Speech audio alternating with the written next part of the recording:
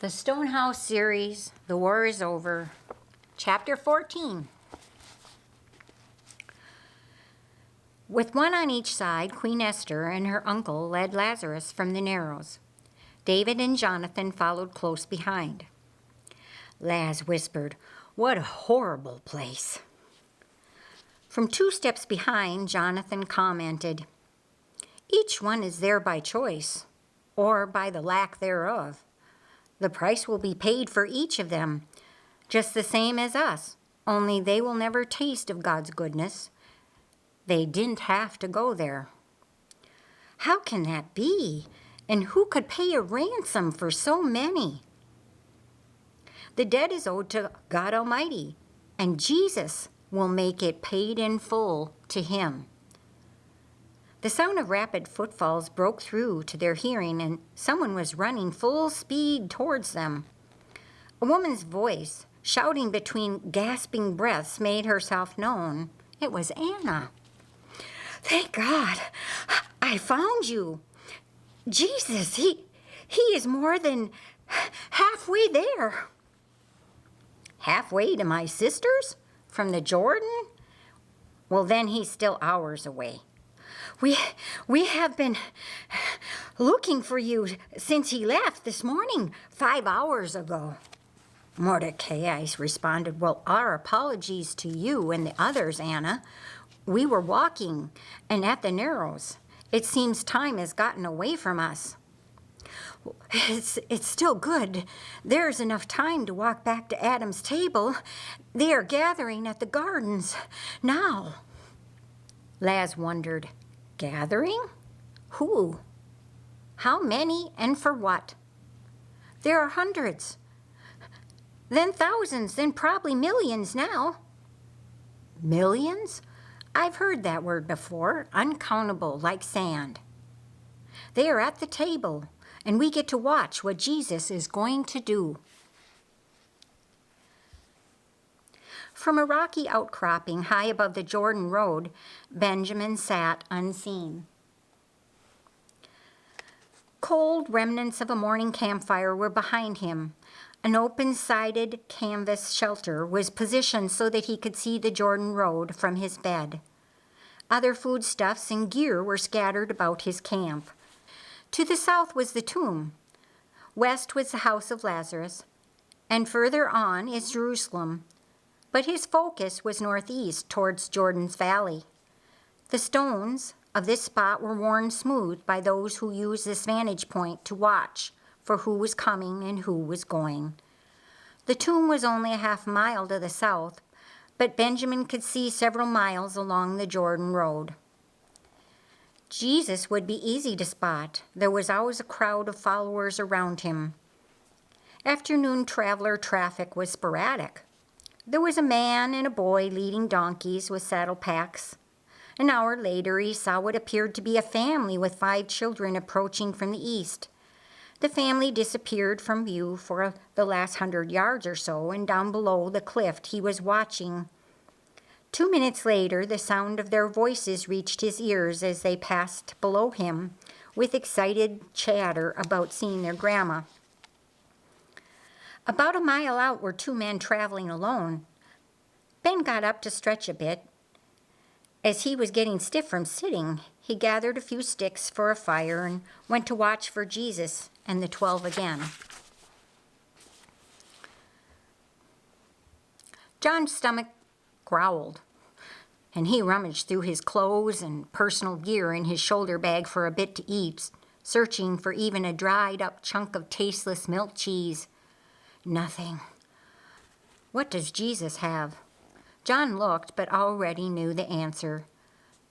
2 shoulder straps, one fastened to a goatskin water bottle made by Emil, and the other connected to a canvas shoulder bag made by Benjamin, but no food pack. I wonder if he's ready to talk yet.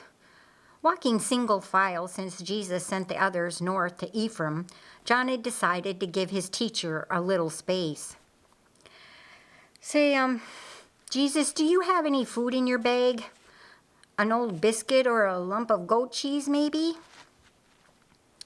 5 minutes, John, and you can have a snack in 5 minutes. How? From where? John looked around. They were nowhere.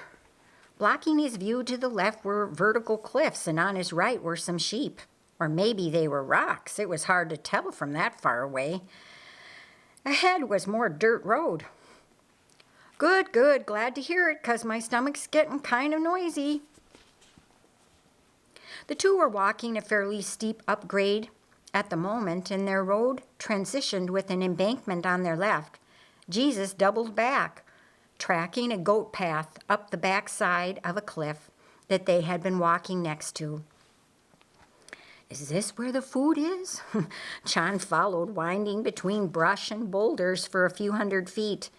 Near the plateau top, there was a canvas that was serving as a tent, and a man was kneeling in the dirt, blowing on a bunch of sticks. A curl of wood smoke rose up from above his head. Hello, Benjamin. The man jumped and spun around on one knee. Whoa, what? Jesus, how did you? I've been watching. Where did you come from? I saw you up here all alone, thought you could use a little company. Where are the others? Isn't there more than just you and John? The slightest smile showed through on Jesus' face, little wrinkles at the corners of his eyes. We will have to be enough. Where's Lazarus? In their family tomb. His body, well, they put his body there 3 days ago. And the message that I sent with you? Delivered it the same night you sent me back. Very good, and... Well, Benjamin continued. There were 20 people at the house, Mary, Martha, Simon, and 17 others. Well, only a few. Well, from what I saw, it was odd, I think. Well, some believe you. Martha? Well, yes, sir, rock solid she is, Jesus. Mary? Well, at first she did. She believes you. That is, well, it's hard. Well, a bunch came from Jerusalem, mourners. Martha won't have anything to do with them. Mary did good for a while. Would you find Martha and bring her back? You will find us here. Yes, sir, right away. Ben looked down. His smoky sticks had popped to flame, and the fire was burning bright. My food pack's over there. Help yourself if you're hungry. I'll get Martha. John moved towards the food cache as Ben headed downhill. Ben ran a parallel track to the house of Lazarus and stopped running a quarter-mile north of the house. There were always people watching, and he wanted to get Martha without attracting attention. He approached the house from behind the chicken coop on its eastern side. Martha was straightening up after lunch, gathering up the table scraps. Mary, I'm just going out to feed the chickens. I'll be back in a few minutes. And Martha walked out the western door. Circling around the house and carrying a bowl of leftovers brought the hens running from every corner with their flapping wings and squawking. Martha threw the scraps in several directions to keep them from fighting over their food. Watching the hens peck and cluck brought some sense of normalcy to her mind. Hearing the crunching sound of dry brush, she looked up to see Benjamin peeking at her from around the corner of her chicken coop. What in the world? Psst, Martha, Ben whispered. Jesus is here, and he's calling for you. Martha looked back at the house, and then she stepped towards Ben. She set her bowl down on the chopping block to the side of the chicken coop and walked behind the building and out of sight of those in the house. Benjamin, what are you doing? Martha demanded, and then asked, Where is he? Well, I'm sorry, Martha, but it was just you he called for, Ben said. Martha looked back at the house. She could still hear their blubbering noise from behind the coop. Good idea. Jesus is at my cliff spot, just above the Jordan Road. He's waiting for you there, Martha. It's just Jesus and John. Jesus, who are you? A man? The Son of God? God in an earth suit? Whoever you are, I trust you with my life. And John is one of his best students, a friend." Martha was silent for a moment, studying Ben's eyes and thinking, "Benjamin, it looks like we are going to do this together." And then Martha bolted, running flat out, calling over her shoulder, "This is it! This is what I've been waiting for." Caught off guard, Ben stood there for a half a heartbeat, with his mouth hanging open before his mind caught up with his spirit self and Martha's running feet, and then his body started moving.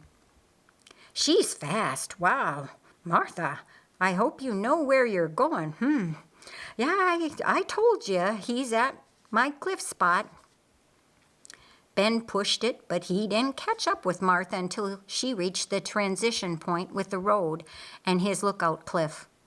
Jesus stood there waiting. John was there also, nibbling on the last date nut cookie he had found in Ben's pack. Motivated by her expectation for what she saw was coming next, Martha wasted not one word. "Lord," she said, "if you had been here, my brother would not have died. But I know that even now, whatever you ask of God, God will give it you. Your brother will rise again." "Jesus, what? Your eyes, Jesus, they twinkle. You toy with me? And you are not afraid. I can do this too. Yes, my Lord, I know he will rise again in the resurrection at the last day." "Well said, Martha. Try this on, and I will see what else is growing in your garden. Martha, I am the resurrection and the life. He that believeth in me, though he were dead, yet shall he live. And whoever liveth and believeth in me shall never die. Do you believe this?" "You, Jesus, you are the one the prophets have foretold, the one we have waited for." "Yes." Martha's knees turned to chicken gravy and her stomach floated upside down, and she desperately tried to maintain some control of her body, to remain standing in one place instead of floating away, and so she bit her lip and continued.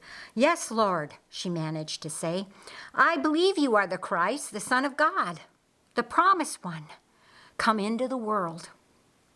For now, this is enough. "Martha, will you bring Mary here to me?"